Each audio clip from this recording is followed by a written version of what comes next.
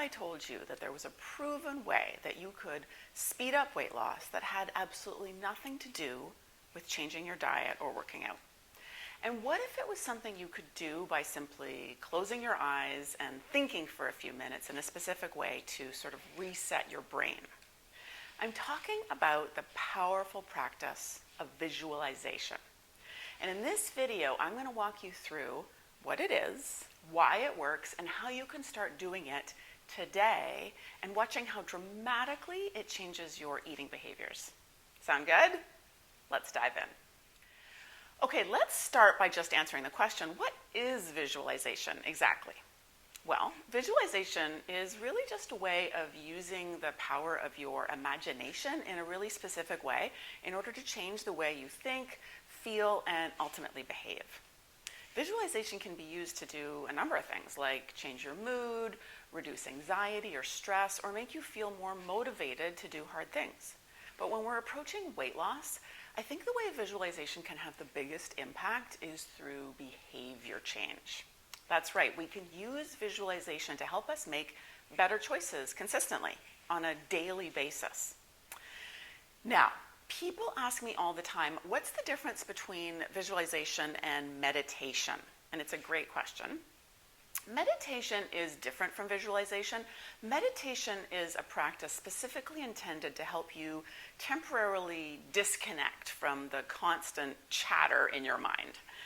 And when we practice meditation regularly, we strengthen that sort of mindfulness muscle, and we get better and better at remaining calm in the face of all that mental chatter or that pressure from the outside world. Visualization, on the other hand, is not so much about disconnecting from our stressful, busy thoughts as it is about choosing and directing our thoughts in a more intentional way so that we can consistently act in a better way. If you want to see some videos around meditation and how to do it properly, let me know in the comments below and I'll be more than happy to create some of those for you. So next, let's talk about why visualization works so well as a tool for behavior change, specifically around our food choices. You see, a lot of the food choices we make around food are subconscious. I think you kind of already know this from experience because at the conscious level, you do know what's best for you, right? And you do want to make the healthy choices. But despite all of that, it often feels like there's this little gremlin in your head that still pulls you back to your old unhealthy habits over and over again. You know, like when you're standing in front of all those candy bars at the grocery store checkout and you know that you shouldn't buy one, and maybe you don't even particularly want one right now, but that little gremlin in your head makes you reach out and grab one and toss it in with the other groceries. That little gremlin is your subconscious mind. So visualization helps you access your subconscious mind and redirect it so that it's actually pushing you towards your goals instead of sabotaging you time and time again. Another way that visualization can help you make better food choices is it can help you resist temptation when you're faced with it. It does this by making the future you that you want to create feel like a juicy reward that your brain can actually get excited about. Let me give you an example to show you exactly how this works.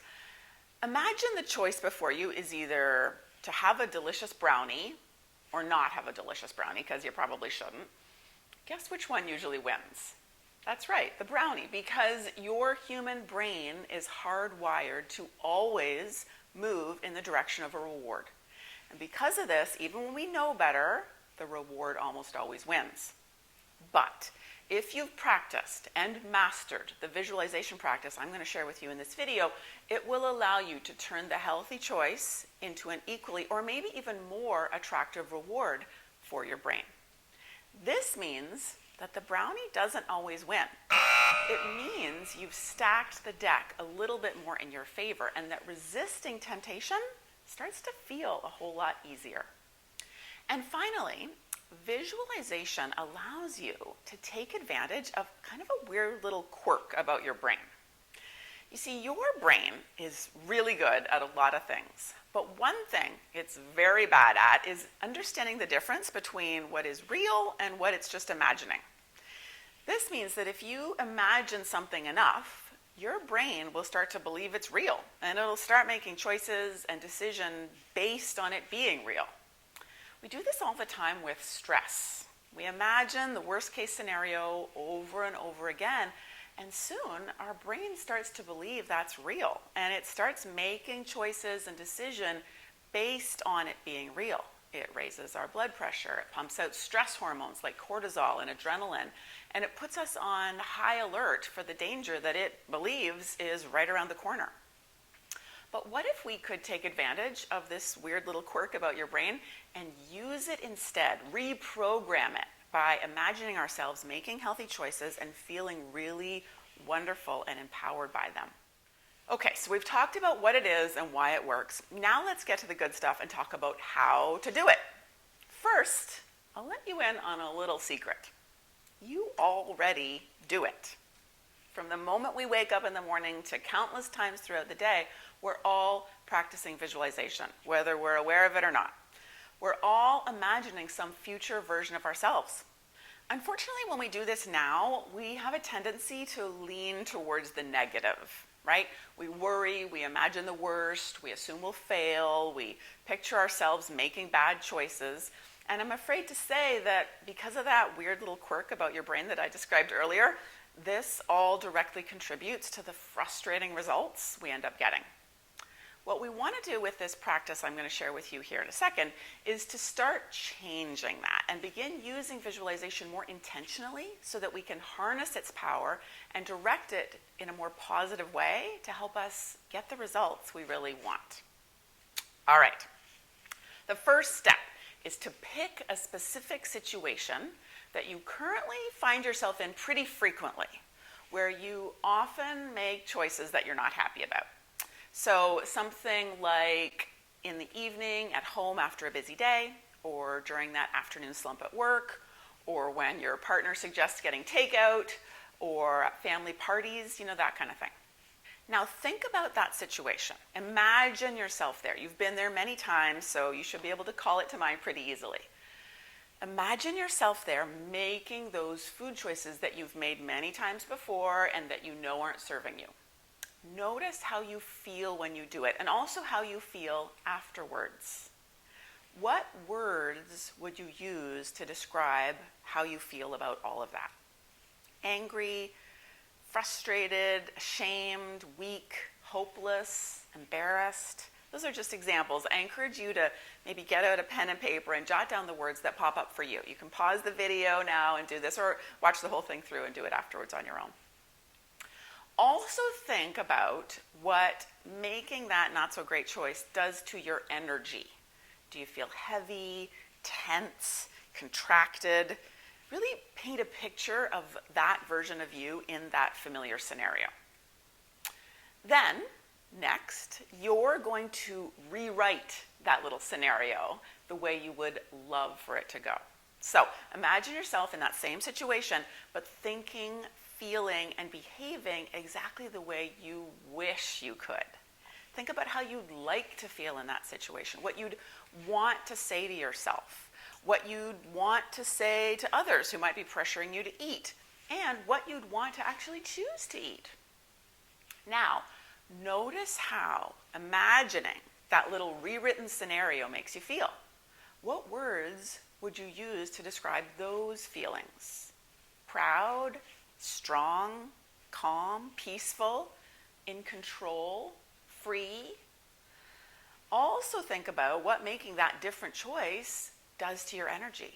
Do you feel lighter, more relaxed, more peaceful, more open? Begin to really see that different version of yourself in that old familiar situation. Let's use an example to make this come to life a little bit more, shall we? Maybe a situation that's currently challenging for you is family barbecues. Maybe you have a big family and the way you guys connect and enjoy time together is with big gatherings and lots of food. That can be such a wonderful thing, but it can also be really challenging if you're trying to make healthier choices, right? So, for our visualization exercise here, I want you to first imagine yourself at one of those parties with all the people and the food, just like it normally is. Think about how you typically feel when you walk in and see all that food.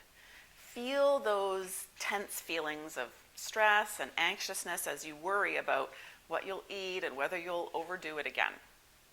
Notice how distracted you are by the food and how exhausting it is to have this battle going on in your head the whole time. Imagine yourself making some not so healthy choices and overeating, as perhaps you often do at these things. Think about how that feels physically, mentally, and emotionally. Think about how that all feels in your body. Got it? Okay.